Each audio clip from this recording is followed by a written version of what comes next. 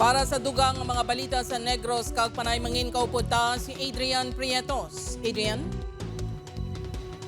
Yes, sure, mga puso, madamo ganyan salamat. 36 anyos na lalaki patay matapos pulihan buno sa mag-amay sa barangay Takuling, Bacolod City. Mga suspect nakapalagyo. Diyaring balita nga tunggin tutuka.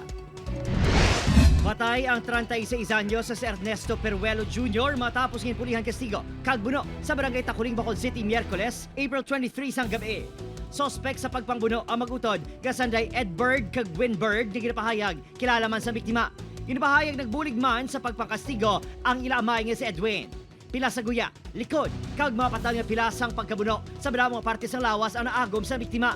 Sunod sa pulisan, ginsukmatan sang biktima ang mga sospek sa ginaligar pagpalapta sang mga ini sa istorya nga makawat ang biktima. May paglalisay nga natabo, amo na nga nagdangat sa pagbunanay.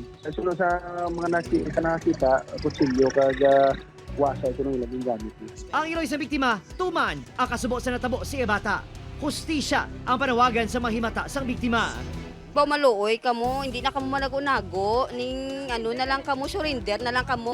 Brutal nga pagpatay balaw. Sakit sa amon is ano bala nga piskan ang piskan namo na sikito palangga man na namon nga ano. Sakot-sakot sang tao bala sir. Mismong BCPO Director ang nagpanawagan sa mag-amay nga magsungka na. Well, ito bangon na lang nilang ila kaso, no?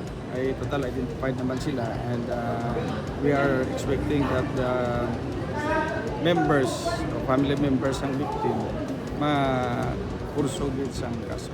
Ginapreparar na ang pagpasakas ng kasong homicide batok sa mga suspect. Padayon pa ang ginatinguhaan sa news team nga makuhaan sa pahayag ang pamilya sa mga suspect.